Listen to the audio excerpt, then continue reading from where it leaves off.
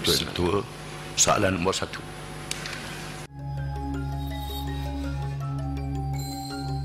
Bilakah kerajaan bercadang untuk menguat kuasa dan melaksanakan enakmen kesalahan jenayah syariah dalam braket hudud dan kisas Terengganu 2002 Masihi bersamaan 1423 Hijriah sebagaimana yang telah diwartakan?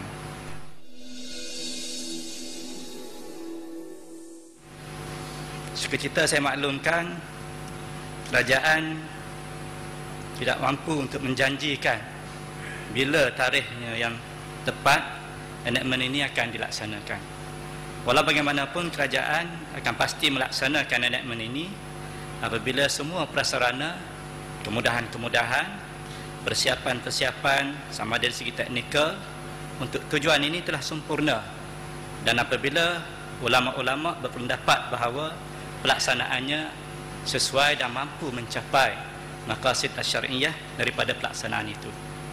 Ini kerana banyak pelaksanaan undang-undang hudud dalam negara-negara Islam di dunia hari ini telah memberi kesan yang buruk, yang mana pada pandangan sebahagian besar ulama-ulama ianya tidak wajar berlaku ataupun berlaku sedemikian. Terima kasih Tuan Ketua.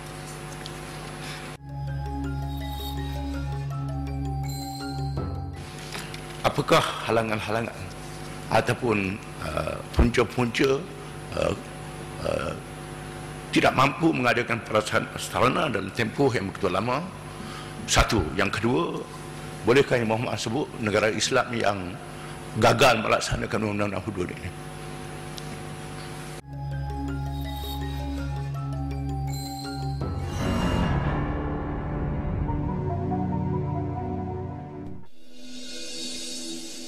Pertama,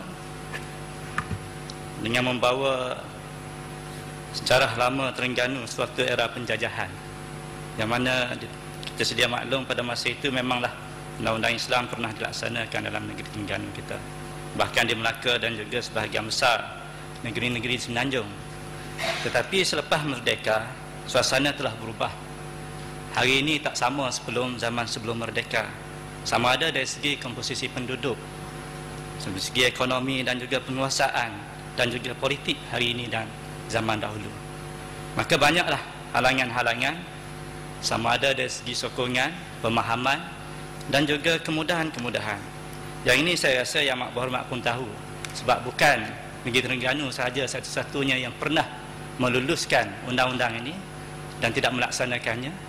Ada negeri-negeri lain seperti Kelantan juga telah meluluskan enakmen ini tapi belum lagi melaksanakannya sehingga hari ini.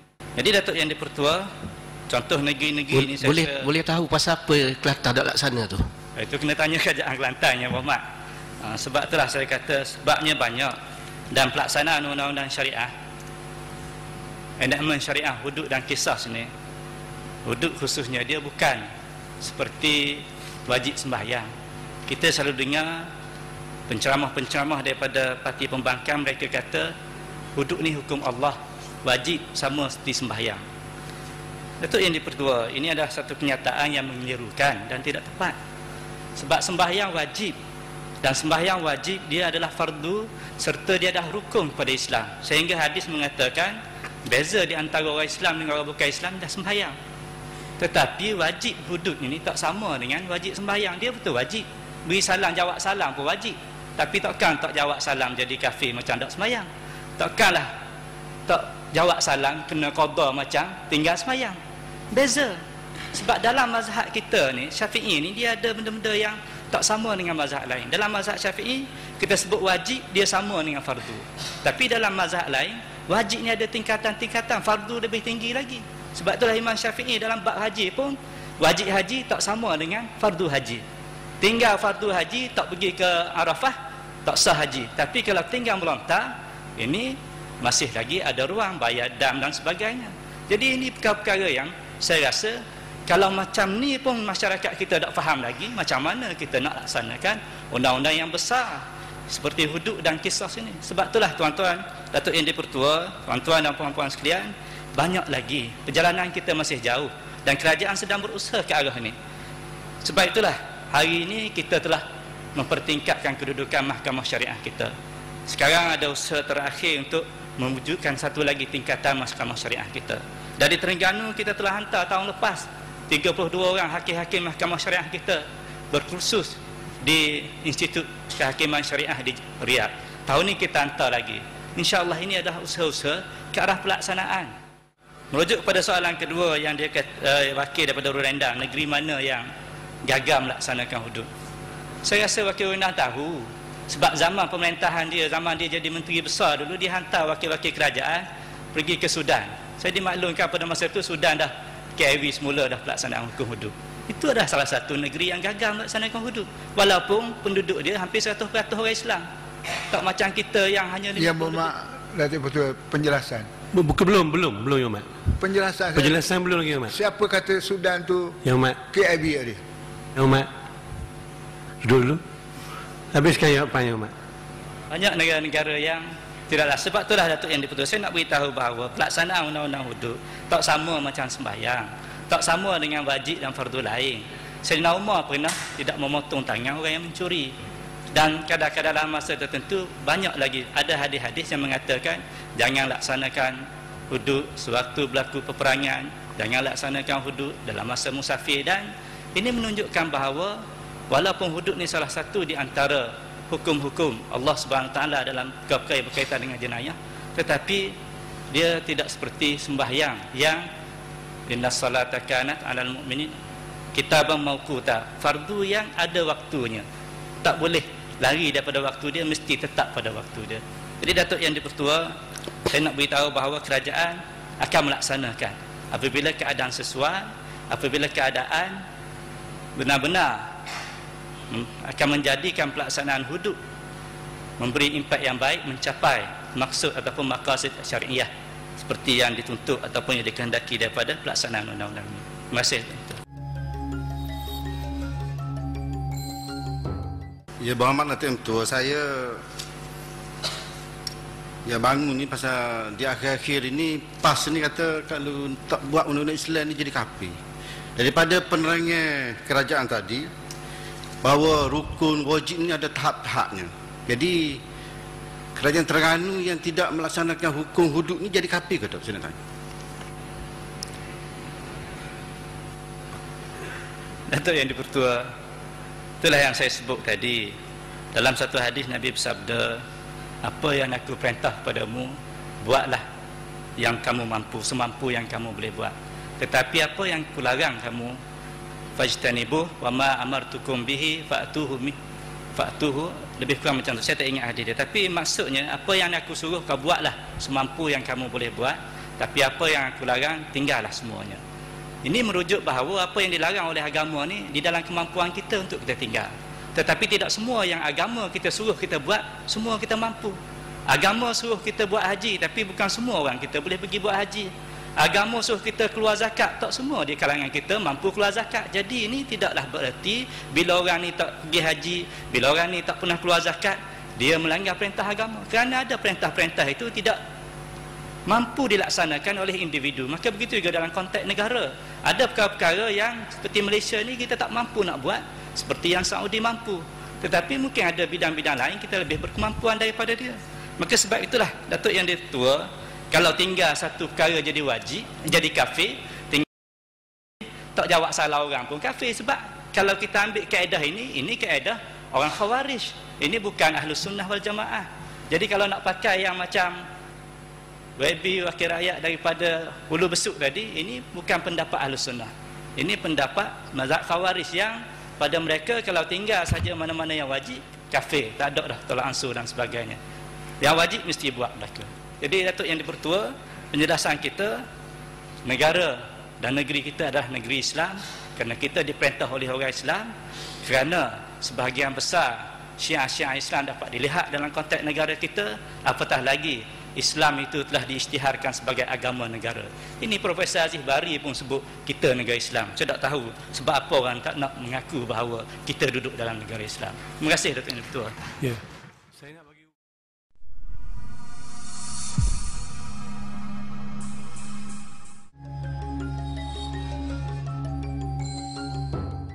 betul atau tidak kalau saya katakan bahawa isu hudud ini timbul kembali setelah hampir dari pilihan raya, kerana semasa memerintah 99 sehingga 204, Presiden PAS sendiri iaitu Menteri Besar ketika itu, saya masih ingat lagi, pada 6 hari bulan Mac 2000, Presiden mengatakan bahawa hudud ini ia punya weightage ataupun pemberatannya ialah 0.0001%.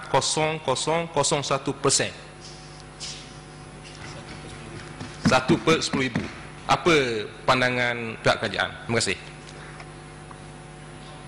Yang Dipertua, inilah akibatnya apabila agama kita jadikan sebagai alat untuk meraih sokongan, mendapat keuntungan dunia.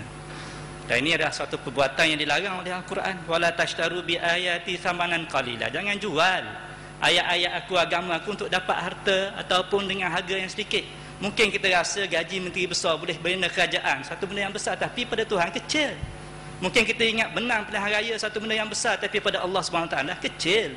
Jadi tidak sewajarnya, tidak patut kita guna ayat-ayat Al-Quran agama hanya semata-mata untuk meraih perkara yang dunia yang seumpama ini. Ini kerana suatu masa dulu mereka mengkafirkan orang, tak buat hudud. Bila mereka jadi pemerintah, mereka tak buat, orang tanya, nak jawab dia mestilah memperkecilkan benda ni. Kena khabar benda ni kecil. Bila benda ni kecil, dalam Islam ada aulawiyat, ada perkara yang mesti kita utamakan, ada benda yang kita letak belakang dulu. Kita ada air sebotol tengah padang pasir, masuk waktu zuhur, air ni nak minum ke nak ambil air semayang? Kalau kita minum air ni, mungkin kita boleh berjalan lagi, tapi nak semayang. Tapi kalau kita buat ambil air semayang, mungkin kita tak boleh minum. Jadi hak mana nak buat? Dalam penilaian, tengok pada mana yang utama. Dalam Islam, nyawa adalah yang utama. Sebab nyawa ni lah, dengan ada nyawa kita boleh buat pelbagai yang lain. Dengan ada nyawa ni kita boleh berusaha dan sebagainya. Maka sebab itulah, dari segi hukum fiqh, kalau ada air sebotol, kita sesak tengah padang pasir, air ni hendaklah diguna, disimpan untuk minum. Air semayang, semayang boleh dengan tayamum, sebab Islam ni agama yang luas. Ada toleransi, ada jalan-jalan keluar, sesuai untuk semua tempat, sesuai untuk semua masa, dalam keadaan susah, dalam keadaan senang. Jadi air ni gunalah untuk minum, simpan, minum sedikit-sedikit.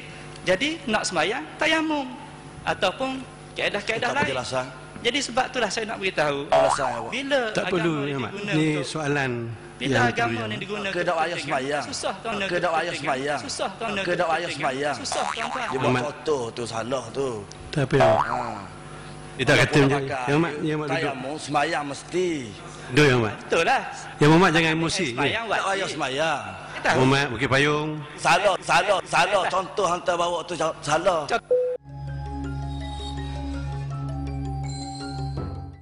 Sebab itulah, dari segi hukum fiqh, kalau ada air sebotol, kita sesak tengah padang pasir, air ni hendaklah diguna, disimpan untuk minum. Air semayang, semayang boleh dengan tayamum, sebab Islam ni agama yang luas. Semayang wajib, ambil air semayang wajib, tapi dalam keadaan terdesak, air tak ada, air semayang boleh diganti dengan tayamum. Tak apa yang mak. Semayang tak kena tinggal. Sebab semayang wajib kita sebut dah hadirkan, semayang ni tak boleh tinggal macam hudud. Tak faham juga. Dia seorang aja susah. Tak penjelasan. Bukit payung. Bukit payung jangan panas telinga. Kita dengar semua ni. Saya minta duduk. Minta duduk. Duduk. Ya Muhammad, duduk. Bukit payung. Ruang bukit payung ada nanti. Saya ingat kita tertib di dewan ni. Habiskan Matu Akid. Yang Dipertua, saya nak beritahu bahawa dalam keadaan tertentu kita ada benda yang kita boleh pengadil ni pengadil betul adil ke pengadil apa? Speaker tugas apa kita nak beri penjelasan. Ya Muhammad, duduklah dulu. Minta dengan saya. Sini tak boleh, belah sana boleh pasal apa? Ya Muhammad, ini jawapan kepada soalan yang ditanya oleh. Jawapan dia boleh kita mencelah, jawapan menyalahi fakta. Ya Muhammad mana? Saya bagi peluang kalau nak minta dengan saya. Jangan biadab macam tu. Apa pasal speaker biadab saya kena biadab? Pasal speaker biadab saya kena biadab.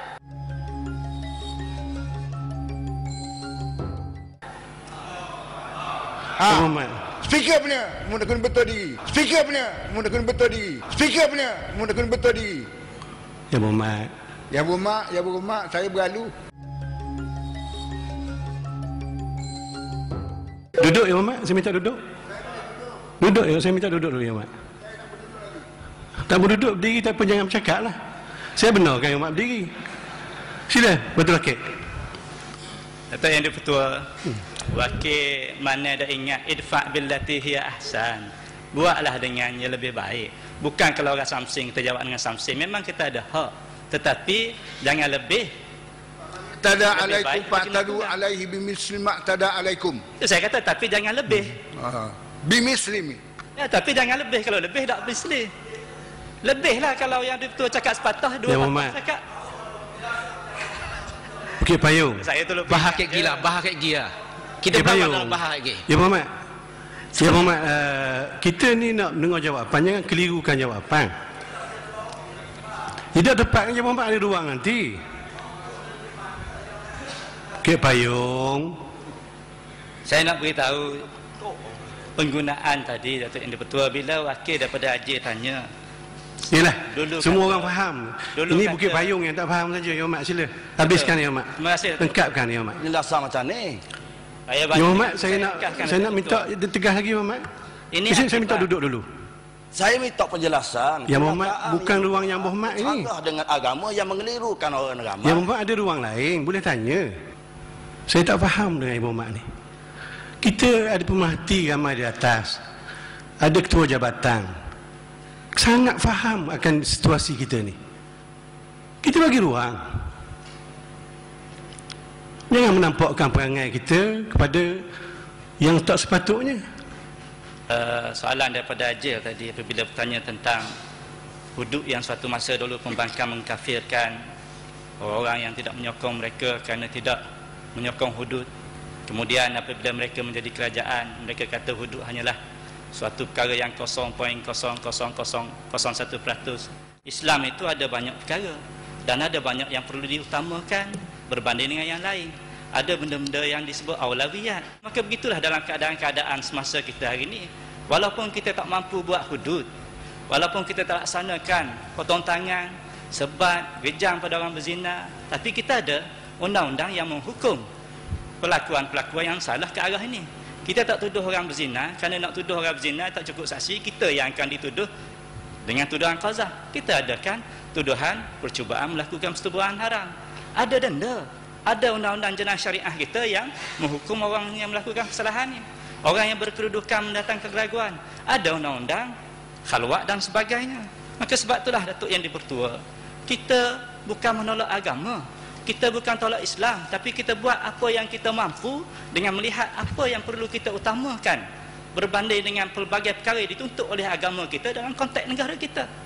Saya nak jawab yang wakil Kek Payung sebut. Saya nak letak mana ayat wa man lam yahkum bima anzalallah fa ulaika humul kafirun. Dia belum bertanya lagi Umat. Dia tanya dia, saya nak letak mana, biar saya jawab sikit je, saya ambil 2 minit paling lama. Ayat ni lama dah ulama-ulama tafsir. Kalaulah orang tak laksana dengan ingkar, kata hukum ni tak bagus, hukum kita lebih bagus, ini memang kafir. Tapi kalau kita tak laksanakannya kerana kita tak mampu, ini tak ada masalah. Dan kalau kita benar-benar tak mampu, macam orang tak pergi haji, dia bukan makna dia ingkar haji, dan dia tak ada duit lagi, ataupun dia ada duit dah, ada kemampuan dah, tapi nak tangguh nak buat tahun depan, tak kafir lagi Datuk Yang Di-Pertua. Saya nak tegaskan bahawa kerajaan kita bukanlah kerajaan yang meminggirkan agama. Kita ada jawatan kuasa fatwa, kita ada pelbagai agensi agama yang membantu, yang sentiasa menasihat dan memperingatkan kerajaan, mendorong dan juga mengesyorkan kepada kerajaan apa-apa yang patut kita buat, apa yang patut kita laksanakan demi memartabatkan agama dalam konteks negara kita. Sebab itulah orang luar hormat sangat kita Datuk Yang Di-Pertua. Orang luar panggil kita negara Islam contoh, cuma orang sebelah sana aja tak mengiktiraf, kata kita ni bukan negara Islam lagi. Terima kasih Datuk Yang Di-Pertua. Terima kasih. Tahniah Yang Muhammad Betul Rakit. Bukit Payung dah dijawab tadi. Saya nak bagi ruang istimewa bawah pasal 474 kepada Mane. Soalan yang ringkas sebarkali. Mane, sila. Terima kasih Datuk Yang Pertua.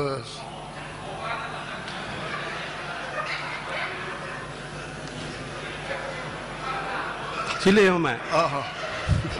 Terima kasih. Saya dah ingat Abu Sakok ni. Gitu lah.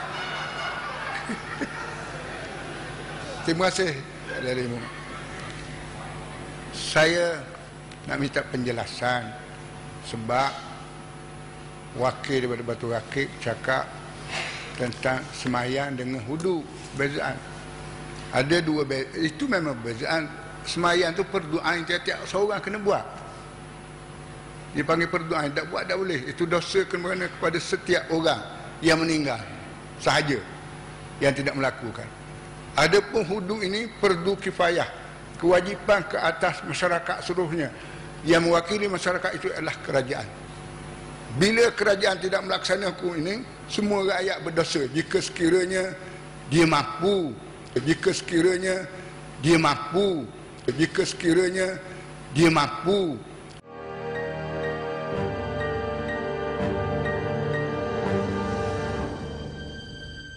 Saya nak beritahu itu je, bukan saya nak sanya, bukan saya nak berdebat, tidak. Ya betul. Kita ucap terima kasih dah pada wakil daripada mana. Ya. Yalah, tak padan kita nak bergaduh yang mana. Saya ingat terima kasih pada Batu Rakit atas penjelasan yang mendapat perhatian Dewan yang dengan baik. Tak boleh dilarang, bajunya pendek, gambar jarak. Sebab ada orang duk sebut satu orang tua ni duk hina hukum Islam. Dia ni yang hina, dia yang menghalang hudud ni Ustaz. Saya pergi jumpa dia 3 jam, saya pergi jumpa dia. Saya pergi rumah dia, saya cakap dengan dia personally. Saya duduk di sini, dia duduk di situ, makan nasi dengan saya 8.30 sampai 11.30. Saya tanya dia direct, Tun, adakah Tun menolak hudud? Berani tuan-tuan tanya? Saya tanya. Dia jawab apa? Siapalah saya nak tikai hukum Allah Ta'ala. Kita manusia, kita kena terima semua hukum. Sebab itu hukum daripada hukum Allah Ta'ala. Dan hukum hudud adalah satu hukum yang adil. Islam menyebut adil. Ada 43 ayat dalam Quran yang menyebut tentang adil. Jadi saya saya tak menolak hukum. Yang mana faham, tak faham sudah.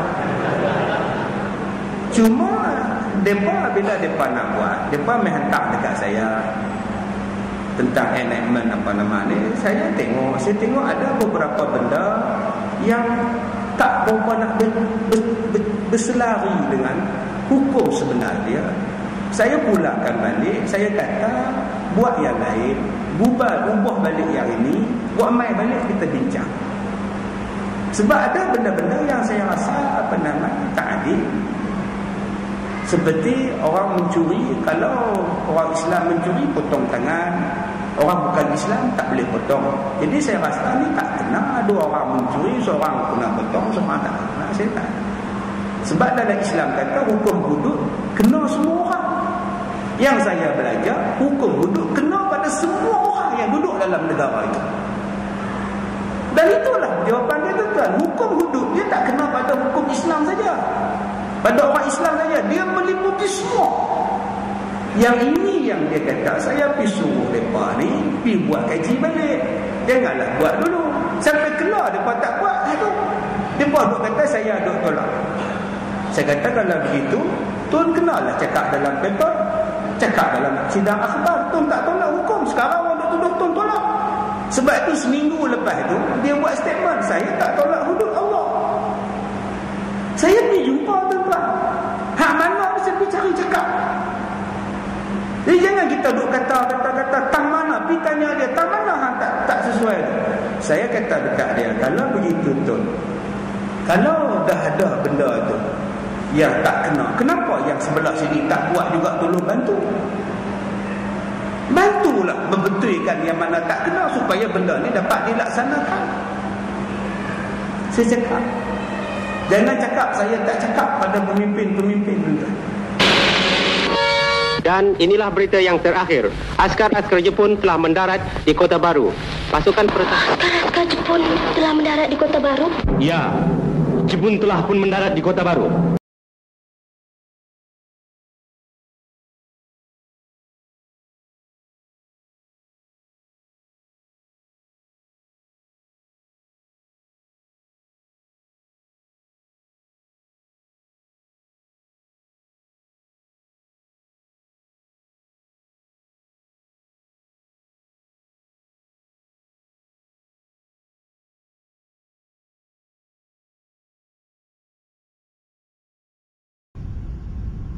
akhirnya utama dalam persoalan syariat itu adalah al-adalah, keadilan.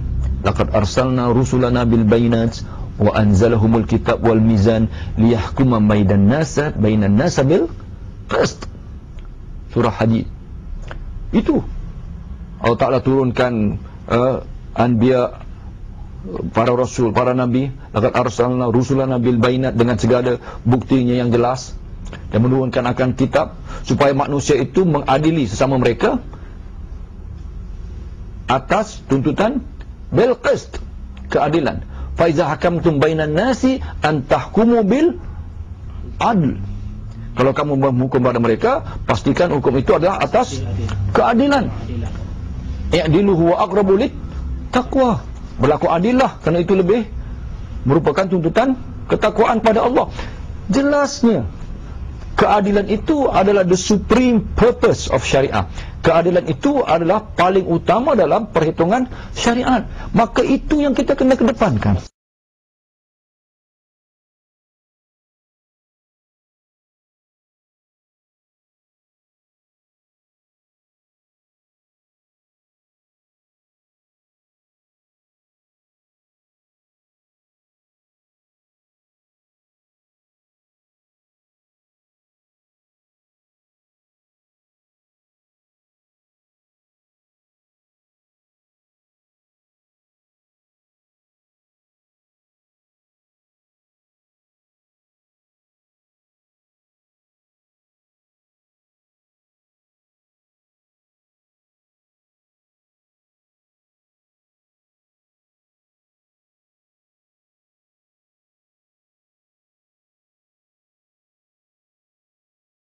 Kan berdasarkan kepada keizinan dalam ajaran Islam supaya undang-undang hudud ni jika dilaksanakan hanya bagi orang Islam saja.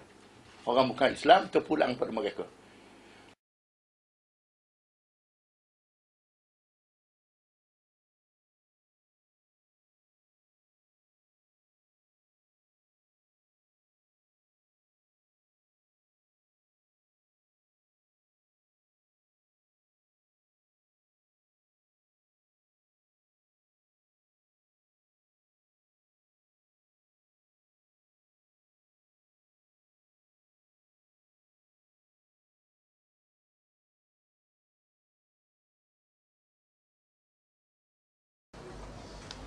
Dalam konteks negara Islam, apakah benar hukuman Islam seperti hudud qisas juga diwajibkan dilaksanakan kepada non-Muslim yang dikatakan oleh Hizbut Tahrir? Tuan-tuan, hukuman ini kalau dilaksanakan untuk semua. Melainkan bangsa berkenaan ada agama kukuh yang memang ada dalam nas agama dia hukuman yang bersifat agama untuk dia, seperti zina. Tapi kalau mencuri hanya dihukum orang Islam, tapi tidak dihukum orang lain, kemudian dia orang oleh kerana komuniti dia berhak buat keputusan sendiri, siapa yang mencuri dalam pihak kita didenda RM50, kita pakai pula dia, maka negara tak boleh stabil macam ni.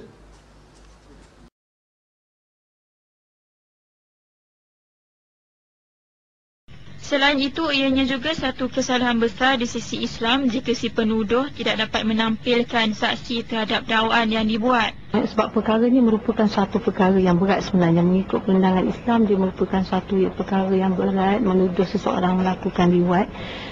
Jadi, dan ikut pada pandangan Islam, orang yang menuduh mestilah mendatangkan saksi. Mendatangkan saksi, 4 orang saksi mesti datangkan. Beliau turut menyarankan agar pihak berkuasa mengadili tuduhan ini mengikut undang-undang Islam supaya keputusan yang dibuat tidak menganiaya mana-mana pihak.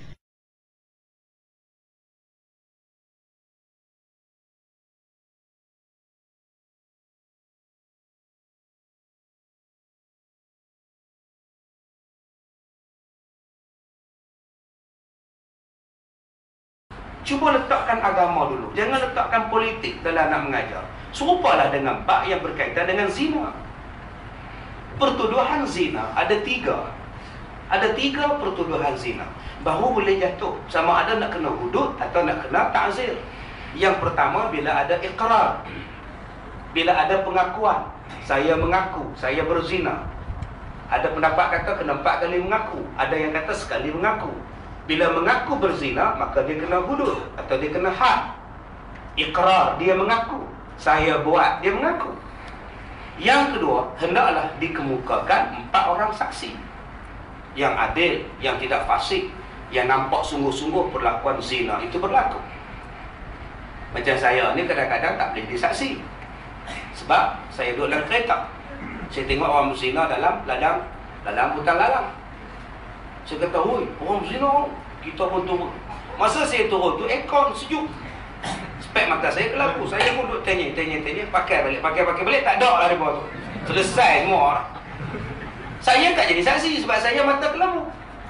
Sampai tahap macam itu. Bukan senang nak cari yang 4 orang saksi. Yang ketiga, kalau tidak ada 4 saksi, dia datang daripada segi qarinah.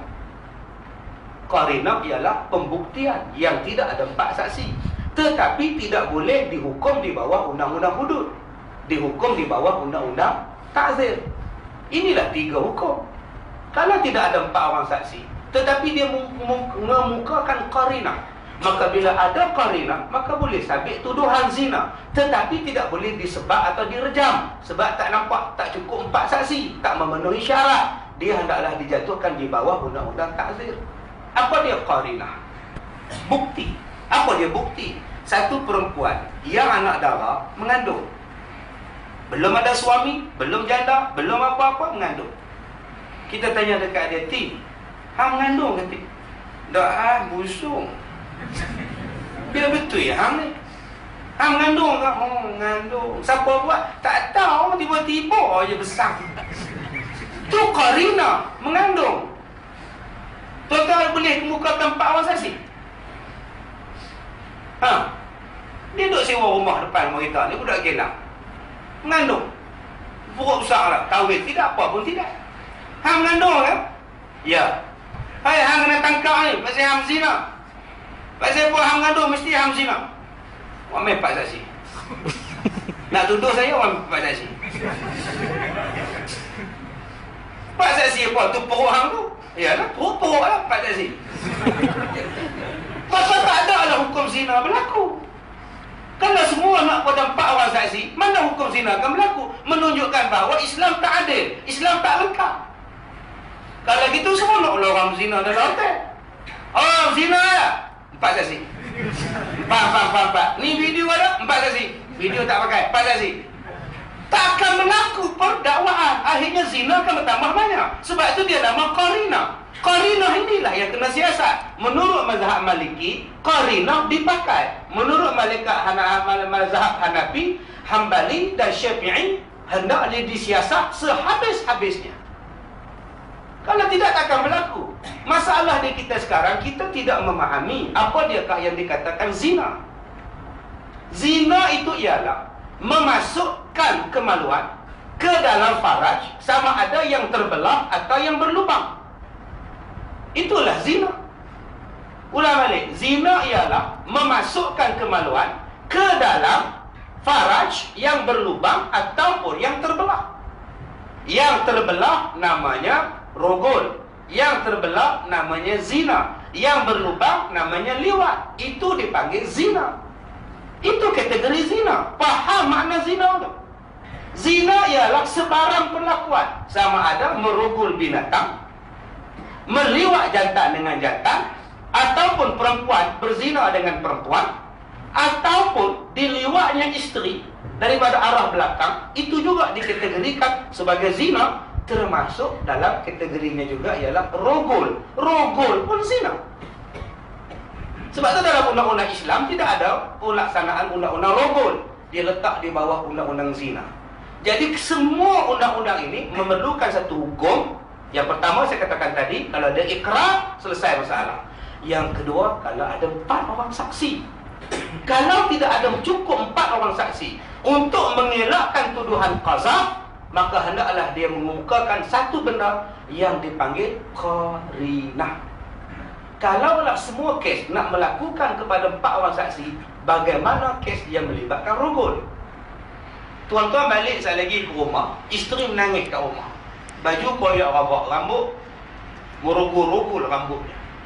Kenapa ni Pak? Orang main cuba cek tadi. Itulah bang balik lambat sangat. Buat macam mana Ustaz Kazi habis lambat.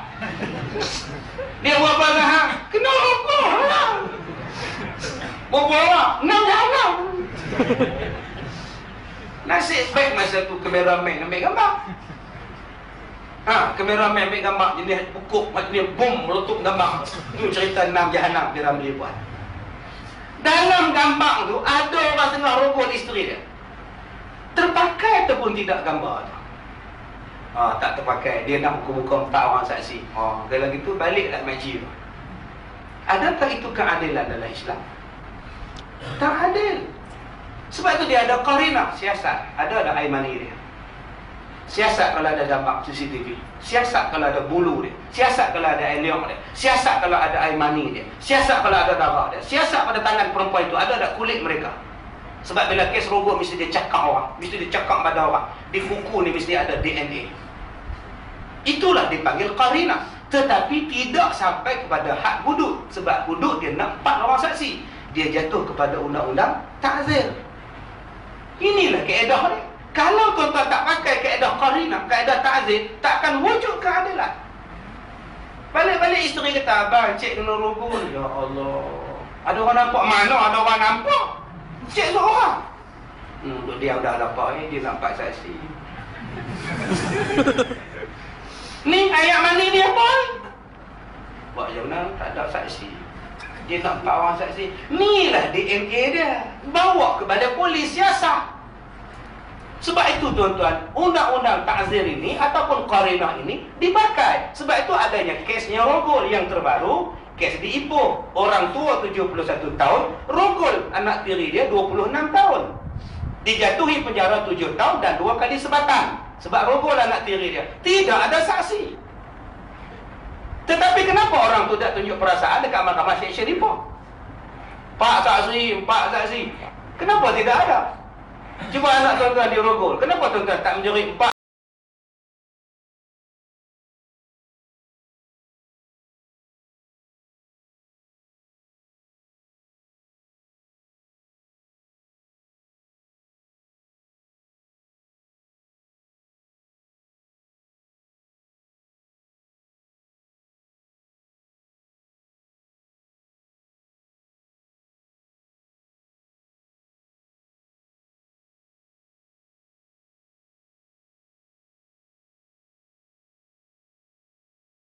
Saya bayangkan saya bukan apa, saya bukan apa. Kes itu saya tak mau masuk campur, tapi kaedah ni salah. Saya takut orang bukan Islam kata, dalam Islam satu orang kena rogol kena bawa 4 orang saksi. Susah. Bermaharaja lelah lah perogol. Kau jangan ngadu, kau seorang. Dah lah kau kena rogol, kau kena 80 rotan. Jaga.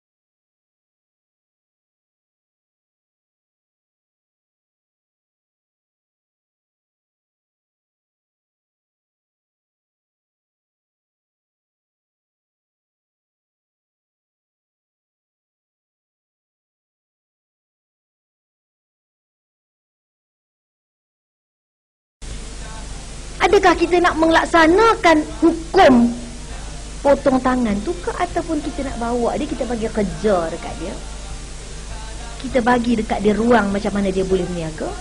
Bila dia sudah ada ruang-ruang kebaikan, maka dia tak mencuri lah. Macam tu.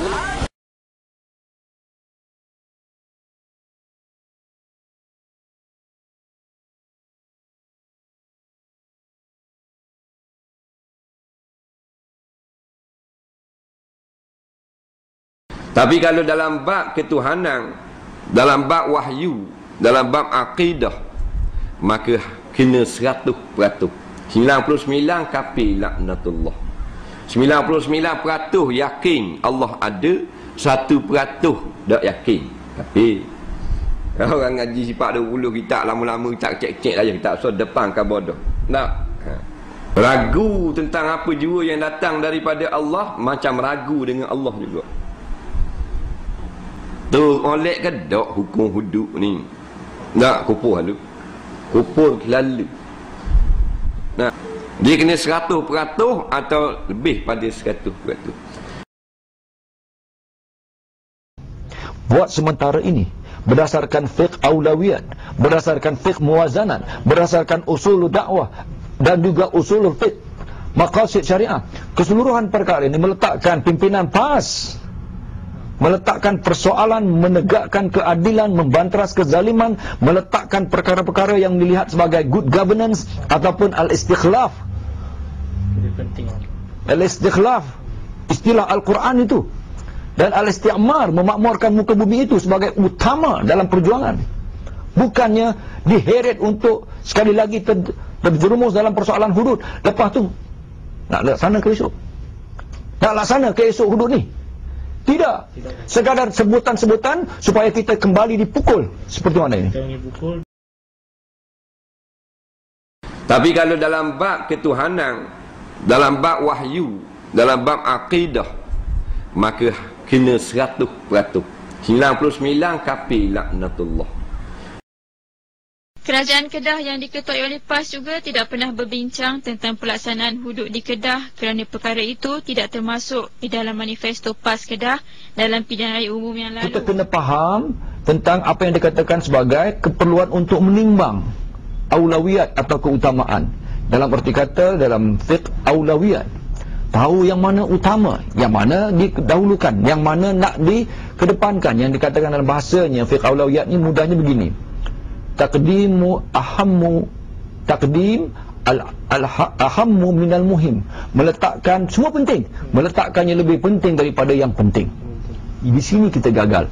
Dan akhir sekali fiqh muwazanat, sama juga lah fiqh aulawiyat ini, menimbang. Lepas tu nak laksana ke esok? Nak laksana ke esok hudud ni? Tidak. Tu oleh ke dok hukum hudud ni? Tak kupur lalu. Kupur lalu.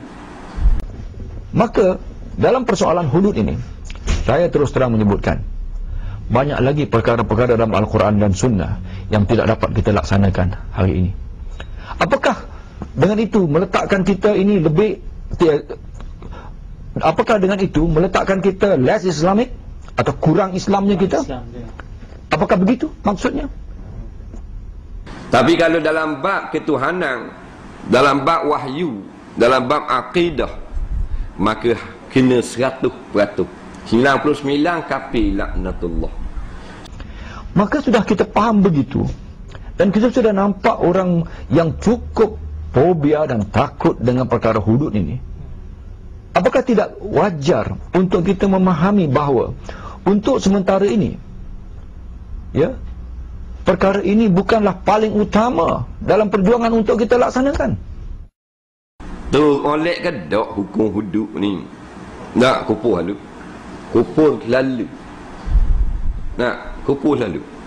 Jadi kalau PAS ingin memahami isu ni, kita kena tahu bahawa kalau kita tak sebut tentang hudud pun, dia tidak menjadikan kita kurang Islam. Yang lebih mustahak kalau kita lihat dari sudut syariah lah, kalau kita nak bercakap tentang syariah, yang mustahak dan aula dalam syariah hari ini, yang sudah terungkai dan telah terhapus, bukannya hanya persoalan menghukum orang. Hukum hudud ini apabila sudah sistem Islam itu sudah cantik, barulah kedudukan untuk melaksanakan hukum itu berkuat kuasa. Tu oleh ke dok hukum hudud ni? Tak kupur lalu. Kupur lalu. Nak kupur lalu. Dia kata sebenarnya hukum ini memang wajib, tapi kita boleh tangguh. Oh, boleh tangguh. Berpuluh tahun dah. Nak melaksanakan apa jua perkara yang kita sebutkan tadi, tapi kita tangguh perkara itu kerana risikonya.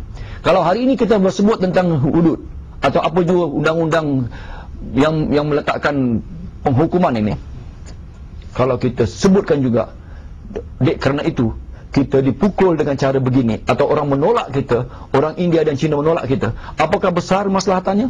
Jawab. Tu oleh ke dok hukum hudud ni. Nak kupuh lalu. Kupuh lalu. Nak kupuh lalu.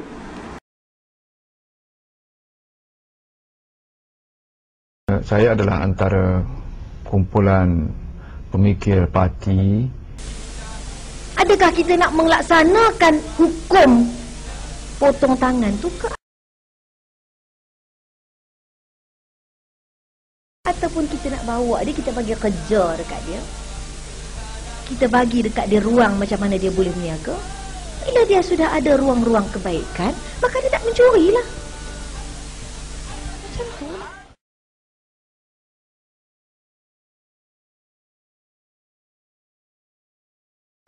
Hanya ketika kita datang dengan pendekatan yang mereka selesa dan berkeyakinan pada PAS, barulah berlaku keuntungan politik.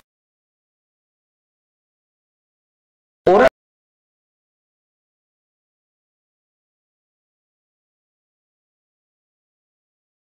الدكتور توفيق الشاوي رحمه الله يقول ويرى أن تطبيق الحدود ونظام العقوبات قبل توفير قواعد الإصلاح الاقتصادي والتكافل والعدل الاجتماعي يعطي الحكام سلاحا جديدا يذلون به شعوبهم. وده اللي احنا قلناه. نعم صحيح. قبل أن تقيم الحد أطعم الجائع وشغل العاطل وعلم الجاهل ودرب العامل. لازم تؤدي هذا قبل. تحدثتم مولانا عن ضمانات لتوفير العدالة، تطبيق العدالة، الأمن الاجتماعي، الأمن الاقتصادي، المساواة أمام القانون. هل يعني ذلك بحال من الأحوال أن توقف الحدود حتى تتوفر هذه الضمانات؟ يعني إلا ما استوفى، يعني حد معين استوفى شروطه. إنما الأصل إن لا تقام الحدود إلا إذا طبقنا كما قلت لك تعاليم الإسلام عامة في العقيدة والشريعة والأخلاق والآداب والقيم، نقيم مجتمعا مسلما. في الحالة ديت نقيم الحد. إنما نترك كل تعاليم الإسلام وما نطبقش في الإسلام إلا قطع يد السارق وجلد الزاني، هذا ليس سليما هذا.